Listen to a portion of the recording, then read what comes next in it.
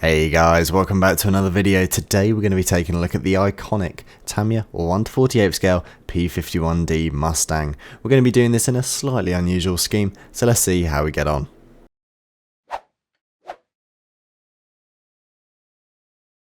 So then, we are starting this one off in the very simplistic cockpit, and that is not a bad thing because it did give me an opportunity to do a little bit of scratch building. Upon doing a little bit of digging around about the P-51, I realised that there should be two supporting arms on either side of the seat. This was replicated just by using some wire and a bit of super glue. And with my little modification all done and dusted, you won't believe me, but we're already on to paint. The first paint going down onto this bad boy is going to be Ammomig's Zinc Chromate Interior Green colour. The first coat for this one is going to be a very basic uniform coat, and then we're going to modulate it up in future steps. Some of my eagle-eyed viewers might realise that that is not the head of my typical airbrush, and that is in fact the head of my latest addition to the workbench, which is Ammomig's Air Cobra airbrush. I'll make sure to talk a little bit more about it in a minute. So then, going back to what is happening on screen, here you can see me using a slightly darkened version of that zinc interior green colour, and what I'm going to be doing here is spraying some false shadows. So false shadows, or fake shadows as some people call them, is pretty much just using a darkened version of the paint and spraying it over all of the raised details in the cockpit. That includes all the struts that you can see on screen, and also a couple of the instrument panels and other bits and bobs in the cockpit which are just raised above the surface. I like to spray this darkened colour underneath that so it gives the effect that light is coming down from above. I'm sure some of you might be thinking, crikey, that looked pretty shocking in that first clip. So this is why we come back with that original zinc chromate interior green colour and dull everything down and uniform it up a little bit more. A really good tip for you is to make sure that you almost over thin your zinc chromate colour when you're blending back in. This just makes sure that you don't blend everything in too much and you can't see that underlying effect. What I'm now doing is I'm pretty much just inversing that whole effect and using a lightened version of the colour in areas which aren't raised and instead recessed. And just with those two steps, it gives you a slightly more interesting base to work off of. So switching up the pace slightly now, I'm going to actually be trying something new which I've never really done before. The P-51 has a wooden floor pretty much, and to create this effect I know a lot of people like to use oils, but I thought I'd try and use liquid mask. So what I did is initially spray down that middle stain, which is almost just like a beige colour, and then I'm going to use some liquid mask and almost strand it out all over that floor to give a wood grainy effect, and then spray over a darker brown colour and then peel it off. I must say, I think the idea worked a little bit better in my head, but nonetheless, it's an interesting looking effect, and really, you don't properly need to see all of this wood texture, only little snippets of it where the rubber overlay has worn away. As you can see by my rather confused hand gesture, I didn't really know how to feel about this effect, but we're just gonna roll with it. My weird strandy wood sort of looking stuff can now be sealed in using VMS's matte varnish and then sprayed over with a coat of AK's chipping fluid. I left that chipping fluid to be touch dry, and then I sprayed over a NATO black colour. Once that is touch dry as well, I can then activate that chipping fluid by dabbing on a little bit of lukewarm water and then getting a super stiff old brush and starting to gently chip away. If everything has gone to plan, and that is a big emphasis on the if, it should chip away quite easily. If it doesn't chip away super easily, just add a little bit more water and hopefully it will start to loosen that top layer of paint. The one thing that I would say, if you are going to be using this chipping fluid, is less is usually more. Start with less water and then build it up, because if you start with too much and you chip too much away, you're not really getting that back. To do some more localized and more controlled chips and scratches, I'm going to be using the end of what seems to be a toothpick. I have no clue what that is. I must have just got that off of the floor or something, but then I have a little bit more control over where I'm chipping, and that was my effect kind of finished. So now what I'm going to do is start to bring a couple of the components together along with doing some detail painting. There isn't a huge amount of detail in this Tamiya cockpit, as you know, it was tooled back in 1995, so it's nearly 30 years old, and considering it's 30 years old, wow, impressive, you know. Some of the major details were picked out using a variety of colours, mostly just blacks, reds, a couple of greys and one or two silvers. Then I wanted to go on and do a little bit more modulation on that back zinc chromate colour. Here what I'm doing is I've mixed up a slightly lightened, or an even more lightened I should say, version of that zinc chromate, and I'm just going to be very carefully brush painting it on to a couple of those raised details. This really gives this kind of three-dimensional effect, and it looks really quite convincing. Speaking of 3 dimensions, I was looking at that seat and I just thought it looked quite naked, you know. So what I did is I dug out some photo etched seat belts, stuck them on there, and I really think it turned it around. The cockpit tub and also the sidewalls can then be doused in a layer of matte varnish, specifically the aerosol version from Mr. Hobby. You know how much I love these. They're just a quick and easy way to get quite a matte finish. Then I'm going to be doing a little bit of grimy work, we'll call it. I don't think that's a technical word, but I think the best way to say it is I just wanted to add another focal point to the cockpit. And to do this, what I'm going to do is I'm going to use some clean white spirit first, just dab that around certain areas which I think should get a little bit of grime. And then what I do is I grab Mr. Hobby's ground brown wash and just dab it in certain areas and let the white spirit bring it out and disperse it in a very natural way. Once I encourage it to dry by using a heat gun, I then use some more clean white spirit and just get rid of some of that excess and draw it out so it doesn't look as patchy as you can see on screen. And there you go, that is a finished effect. So looking at the cockpit tub, the process is then just repeated, but this time I use a sandy, dustier looking wash, and that is literally just because brown doesn't show up on black as much as sandier or lighter wash does. And using that logic to my benefit, I'm going to then use a dust oil brusher and dry brush it onto the side consoles in the cockpit, just to give them a little bit more dimension. Now, something that you'll see me use quite a lot throughout this video is a new purchase of mine. Ooh! It's really not that mysterious. All it is a 120 pack of watercolor pencils, and this comes with all of the metallic pencils and pretty much any color you could think of. And the way that I'm using these to my benefit really is just to create some more localized scratches. I know lots of people like to do their scratch work using a paintbrush, but I personally get on a little bit more by using a pencil. I think it's just because I feel like I have more control. So as you can see on screen now, I'm utilizing one of the metallic pencils just to create some visible scratches to bare metal on some of the black elements of the cockpit. However, here, as you can see, I'm using a lighter green pencil, and that is just going to be used to almost do some distressing of the paint. I'm not saying full scratches, but actual distressing, and it gives a really convincing effect.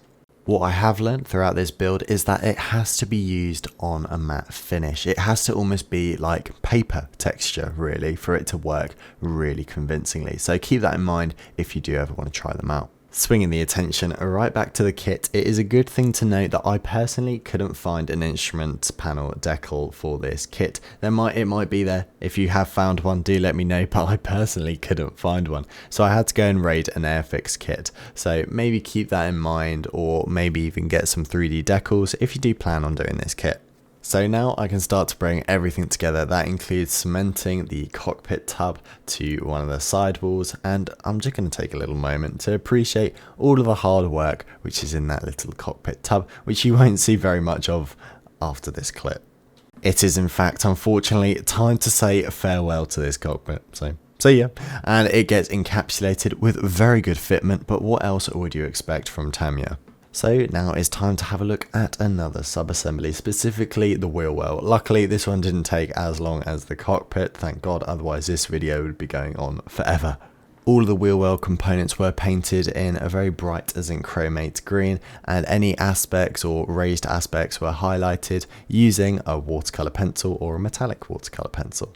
And just like that, in a matter of seconds, the wheel wells were all completely done. So the upper halves of the wings can be cemented to the lower halves of the wings, and then we can bring that sub-assembly and cement it to the fuselage with, once again, a very satisfying fit, even an audible snap. Unfortunately, I got rid of the audio, but trust me, there was a snap. Good fitment is continued onto the rear half of the aircraft, this time having a look at the horizontal stabilizers. Interestingly, made out of one piece and unfortunately don't have any movable surfaces. However, these could be quite easily modified if you really wanted to have those elevators in a slightly drooped position. I can then go on to have a look at the front cowling. It is moulded in one piece and can be cemented on with zero issues whatsoever. It is very, very nice to see that it was moulded in one piece, as it reduces the need to rescribe a seam. Something which I did accidentally forget to mention is if you are going to be requiring some drop tanks on your aircraft, be sure to drill out the required holes before you cement the wings together. Once the holes are drilled out, you can drop the pylons into place and you don't have to worry at all. So I haven't really spoken about cleanup on this kit, and that is really because there isn't a huge amount of it. The only place where I did have to use a little bit of styrene was in that place there, as it was just a very awkward seam to get to. But if I'm being honest with you, if you don't fill it, I won't be knocking at your door, don't worry. Moving on, I can then mask off the canopies, temporarily tack them in place using some PVA, and then use Mr. Finishing Surfacer White. And the reason for using white and not my usual black is because on top of that I want to put Mr. Colour C2, which is in fact a gloss black. And if you haven't guessed already, that is in preparation for the bare metal finish which I'm going to be doing on this P-51 Mustang. So it is in fact confession time. This is my first bare metal finish in over a year, and if I'm being completely honest with you, the one from a year ago was questionable at best. So when I had the idea to do another bare metal finish, I did in fact approach the guys down at Hannants. If you're new to the channel and haven't heard of Hannants London before, they are my personal go-to for anything and everything modelling. I approached one of the very experienced gentlemen down there with my plan to do a bare metal finish, and they led me through the best way to get that superb shiny finish with all the products which would help me get the best result. So then, if you are in or around the London area, definitely go and check out Hannants in London. Their details are on screen now, and I'm confident that you'll have a great couple of hours in there finding your next big project or just talking to some guys about models. Hope to see you down there soon. Once I'd spent a couple of hours using pretty much any polishing agent, any gloss varnish, literally everything that I could to get the glossiest, blackest base finish, I could finally go on to some paint. The chosen paints to create this lovely metallic finish are the Mr. Hobby Super Metallic 2 range, and my goodness are they shiny. Like, look at that, they're so shiny in fact that I had to get out some sunglasses. I'm not joking, I was squinting so much that I had to get out some sunglasses. Now that I felt that I was in Top Gun, unfortunately no volleyball scenes here, I could continue on with the painting. So after looking at quite a few more reference images of the P-51 Mustang, I realised that it's actually got quite a few different shades of metallic on it. So to replicate the wings, which seem to be a little bit less reflective and a little bit more dull, what I did is I mixed a combination of Mr. Colour Silver and a little bit of white. The reason that I added a bit of white was not to make the mix any lighter, but to actually dull it down a bit. I didn't want to use a flat base because I thought that would just be too harsh, so using a little bit of white actually seemed to do the trick quite nicely. And now that the masking tape is off, you can see the difference between the main fuselage and the wings, and it's quite a noticeable difference. Now that the two main areas had been masked off, I can start to modulate it even more, and that pretty much just means get out as much masking tape as I could physically find and start masking off separate panels. Here you can see me spraying down the access panels for the gun bays, I believe. These were sprayed in a duraluminum colour, which was a little bit too stark, so what I then did is once the masking tape was off, I then dulled everything back down with that silvery white mix again to make the difference just that little bit less noticeable. That was something that I was really strong about on this build. I didn't want it to be super patchy. I've seen a lot of these P-51 builds where they've made every single panel a completely different shade of metal, and I respect the effort, don't get me wrong, but I just don't think it looks right. So just masking off a panel here and there, and if I thought it was too much, I'd just dull it back in and blend it back in. And here was really the effect, or the final finish, and I was really quite happy with how this came out. It was still suitably shiny, but there was still quite a lot of paint variation in it. And just when I thought it was finally time to put the masking tape away for the day, I realised, what scheme am I doing? I'm doing this scheme here, which is Kilo Mike 232, and that has an anti-glare strip, which isn't actually how it looks like here. It's actually two different shades of blue. So if I'm being completely honest with you, I wasn't very historically accurate here. I pretty much just chose two shades of blue, which I thought looked the most vibrant and would suit this scheme the best. So very quickly into me spraying down this first lighter blue colour, I realised that I was spraying the wrong colour first. I should have been spraying the darker blue first, as that made up the majority of the anti-glare strip. However, it wasn't all for nothing. This lighter colour did reveal an imperfection which I missed earlier on, and that was that there was quite a big gap around the canopy. But no worry whatsoever, all I did was whip out some Vallejo putty, which is water soluble, filled it in, got rid of any excess with a bit of water, and then I could continue on, this time rectifying the issue of the paint, as you can see it's now a darker blue and the lighter blue is all stripped out. But then I ran into another issue. I don't think I completely left it enough time for the lacquer to completely harden, as I kind of ripped up some of the paint or made it a bit spongy or something. However, quick thinking, all I did was spray some Mr. Leveling Thinner over the surface and it got rid of a lot of that effect. So, you know, a bit of a sigh of relief there. I could then put on the pinstripe, and really that was the anti-glare strip all done and dusted. I could then move on to yes, some more masking. You wouldn't believe it. This time the leading edges of the wings. It wasn't that bad to mask these off, as they were just that iconic RAF yellow colour. I did in fact sponge chip on some masking fluid onto the underside before I sprayed these down, so this meant once the lacquer had dried I could come in with a clean cotton bud and very gently massage off that masking fluid, and it left some really nice and quite authentic looking, in my opinion, scratches and chips on the leading edges of the wings. I was then thinking that the anti-glare strip just looked a little bit too pristine, so what I did is I got out the super fine silver 2, I think it was, super metallic 2 colour, and started to very gently stipple on a couple of scratches and chips along that anti-glare and just start to break it up a little bit, and it worked quite nicely.